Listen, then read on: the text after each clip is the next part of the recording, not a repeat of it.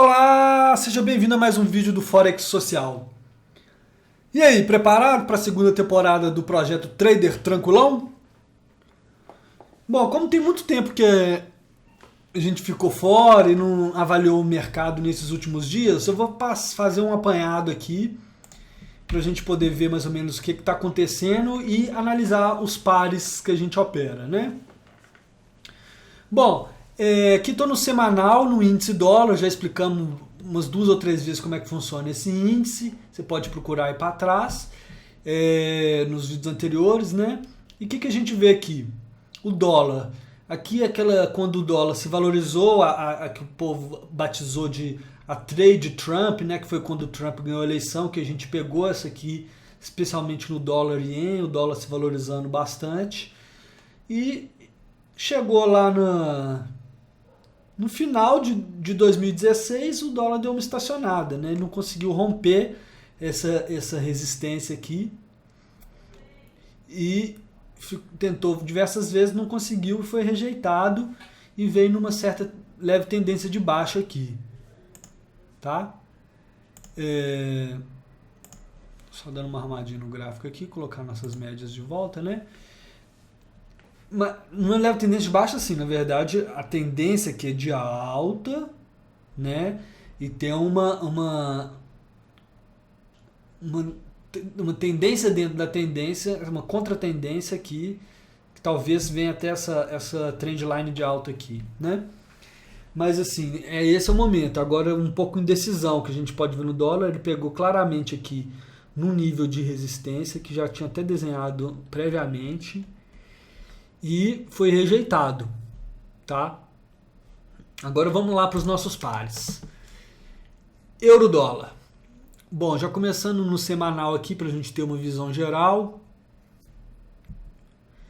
O euro-dólar, a gente tem essa trendline de alta que a gente tinha desenhado, ela foi rompida, mas agora ela foi respeitada e o preço agora está acima dela, né? O que a gente pode ver? Essa semana, aliás, a semana passada, o dólar veio numa tendência de baixa, até no começo dessa semana, uma tendência que eu falo assim, veio baixando, né? Vários dias, 1, 2, 3, 4, 5, 6, 7 dias em sequência.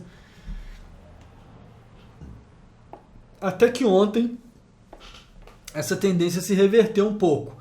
Ele chegou nesse nível de suporte e imprimiu essa velinha aqui, mostrando uma possível reversão que se confirmou hoje, né? Hoje, dia 16, quinta, e abriu no 17 agora, né? Que já é dia 17 lá na Austrália. Tá certo? Para nós aqui o que importa, o preço está acima da média de 20, mas nós temos que ver no Heikin-Ashi na nossa estratégia. Tá? Deixa eu apagar isso aqui rapidamente. O Heikin-Ashi na nossa estratégia. Como a gente pode ver, ele está acima, mas essa vela aqui já é tipo do dia de amanhã, digamos assim, é do dia 17. Nós temos que esperar essa vela fechar verde, acima do amarelo aqui, para a gente entrar comprado. Então nós ainda não temos sinal ainda de compra no euro-dólar. Ok?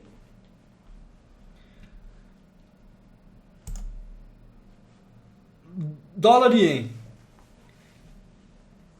Uma coisa um pouco parecida, a gente vê que abriu também aqui, ó, o dólar veio subindo em relação ao ien, chegou aqui numa resistência que já existia, que é anterior, e essa resistência segurou ele, e ele parece que está revertendo. Se a gente vier na vela normal aqui, já...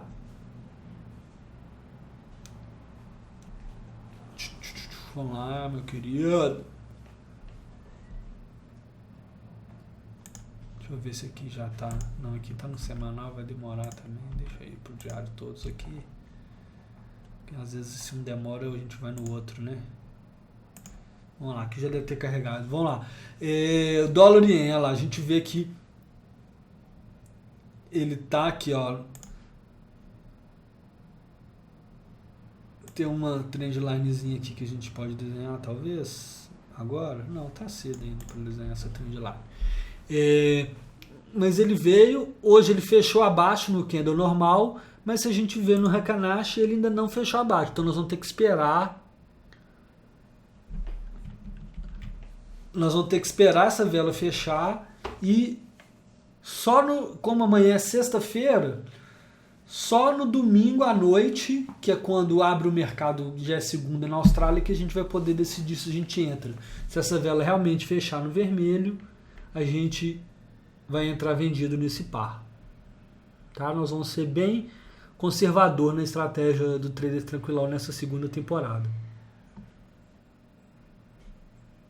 Ok? Próximo par é o dólar australiano, que é um par que veio subindo muito. Pra gente entrar, a gente deveria ter entrado aqui, né? Se a gente estivesse acompanhando, a gente poderia ter capturado esse movimento todo. Então agora já tem muito tempo que ele cruzou a média. Para a gente poder entrar de novo, nós temos que esperar pelo menos umas 2 linhas vermelhas para poder entrar de novo comprado. Então vamos aguardar. Euro-Yen.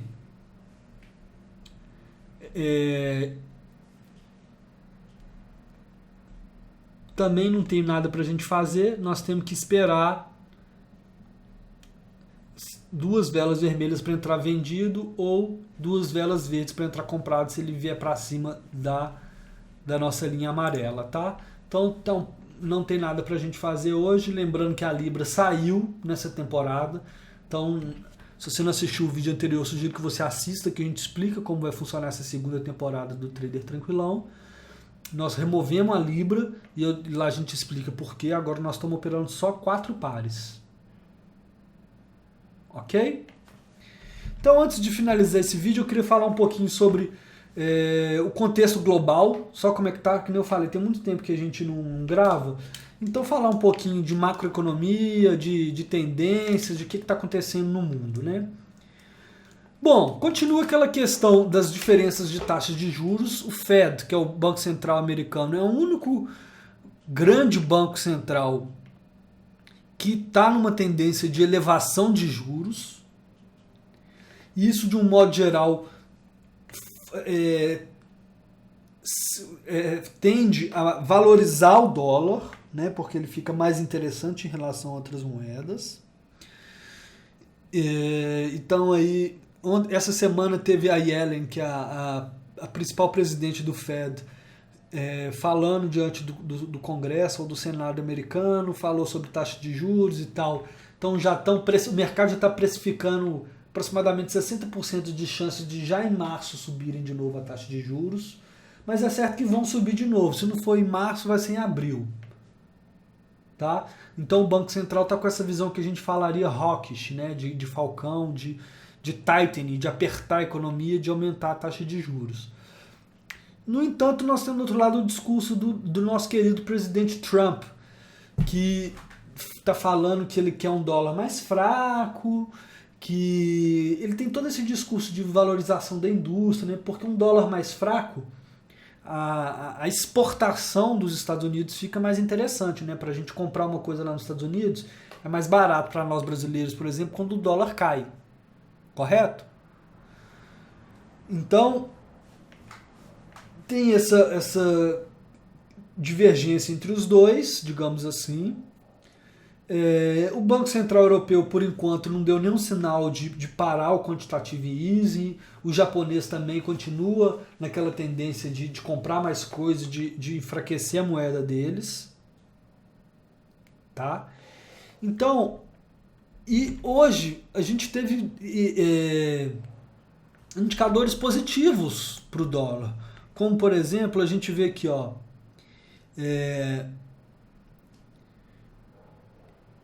principalmente esse aqui, ó. Aqui, ó, o índice de manufatura foi muito positivo, tá? Nós tivemos diversos indicadores e alguns deles positivos para o dólar, o que faria talvez o dólar subir, alguns imaginariam. E o principal motivo do dólar não ter subido, uma das explicações que a gente pode dar, é pela busca por títulos públicos, pelos bonds. É isso que também é uma coisa que está bem central, assim. Como que funcionam os bonds? Igual a gente tem o Tesouro Direto aqui no Brasil, que os bonds ou os títulos públicos são forma dos governos se financiarem, né? Ele emite um título e fala o seguinte, ó, estou emitindo a 1.000 e daqui a 2 anos eu compro ele de volta a 1.020, a 1.200, tá? Paga uma taxa de juros. A economia funciona assim, né? O CDB, você está emprestando para um banco quando você investe num CDB. Tesouro Direto, você está emprestando para o governo. Uma debenture, você está comprando dívida de uma empresa, está emprestando para a empresa diretamente. Enfim, está sempre emprestando dinheiro e recebendo juros por emprestar. E geralmente esses juros, quanto mais arriscado, mais alto esses juros, né? Esse mecanismo você deve entender. Se você já fez o nosso curso de trading, isso já está bem claro para você. E em relação aos títulos públicos, a gente vê, olha só, olha o quanto subiu no dia de hoje o yield, que é o retorno do título público dos Estados Unidos. Ele subiu 4%. Tá? Desculpa, ele caiu 4%, né? Se o retorno caiu, significa que a busca pelos títulos, tem mais gente comprando, o título subiu de preço, tá? Esse aqui, ó, os bonds dos Estados Unidos de 2 anos que eu peguei aqui de exemplo, tá?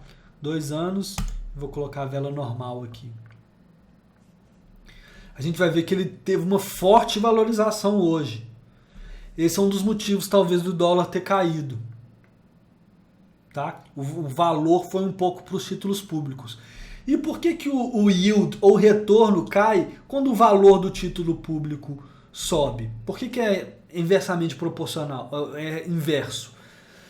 Por causa do seguinte, os títulos públicos nem sempre você compra direto do governo. Existe um mercado que as pessoas estão vendendo e comprando esses títulos entre si também. Então o que acontece? Você tem um título que você comprou lá, por exemplo, a 1.000, e ele tem um retorno que o governo vai pagar 4%. Tá? Ou seja, o governo vai pagar nele...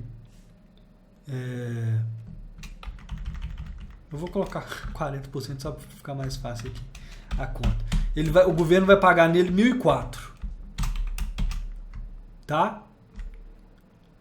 Só que as pessoas... estão confiantes, não estão querendo comprar título porque o título geralmente tem muita segurança e um retorno não muito bom. Eu coloquei o 40, ficou excessivo aqui, mas só para poder ficar 1.004 aqui. Só que, então as pessoas não estão comprando muito e o preço no mercado dele está 950. O preço dos títulos varia também durante o dia, todos os dias. Então, no final das contas, se você pagou 950 e o governo vai dar 1.004, significa que você vai ganhar aqui, não é só os 4. Não, só consertar aqui, né? 4% é 1.040, tá, 4%. Pronto, agora tá certinho. Então, 4% de 1.000 é 40, que o governo vai pagar lá quando ele vencer. Só que você comprou ele por 950 e ele vai te dar os mesmos 1.040. Então, na verdade, você vai estar ganhando 40 mais 50, que é a diferença. Você vai estar ganhando $90. Tá? Significa que esse título vai estar dando um yield ou um retorno de 1.000, um retorno de 9%. Na verdade, esse percentual aqui não é 9, tá? É um cálculo meio complexo de se fazer, então uma conta simplificada é maior do que 4%, porque ele vai pagar os mesmos 1.040, só que você comprou o título a menos de 1.000. Só isso que é importante você entender, que eu quis abordar isso hoje porque é uma coisa de macroeconomia, mas é legal e é importante você entender um pouquinho, tá? Então, quando um título público, o preço do bond sobe, o yield desce. o retorno desce. Quando o retorno sobe, significa que os preços do título estão caindo. O importante, geralmente a gente vê mais o yield, né? Se a gente for em lugares tipo investing.com, eles mostram o yield, que é o retorno. O importante é a gente saber o seguinte: se o yield está caindo, significa que as pessoas estão aumentando a demanda pelo título, estão comprando mais título. E se estão comprando título público, geralmente isso significa uma fuga a risco. Porque o título público norte-americano é um dos mais seguros do mundo. Né? O governo americano vai sempre pagar o título dele. Na pior das hipóteses, ele vai imprimir dólar para poder pagar os títulos dele que são em dólar. Ok? Então é isso. Por hoje é isso. A gente não tem trade ainda. Vamos ver se no domingo à noite tem. Talvez amanhã mesmo, se a gente tiver certeza que a vela já vai fechar, as velas do euro e do ien já vão fechar daquela forma, a gente entra. Ou não, mais provavelmente no domingo à noite mesmo. Tá? Espero que você tenha gostado desse vídeo de hoje, tenha ficado claro essa questão dos títulos e do yield, que é o retorno que o título dá. Tá certo? E é isso aí, continua acompanhando o projeto Trader Tranquilão, deixe seu comentário aqui embaixo, se tiver alguma dúvida de qualquer assunto relacionado a Forex ou economia, pode deixar aqui embaixo ou mandar um e-mail para nós que nós vamos abordar ao longo desses 2 meses aí de projeto Trader Tranquilão, tá certo? Então um abraço para você, não esquece de assinar o canal e até amanhã.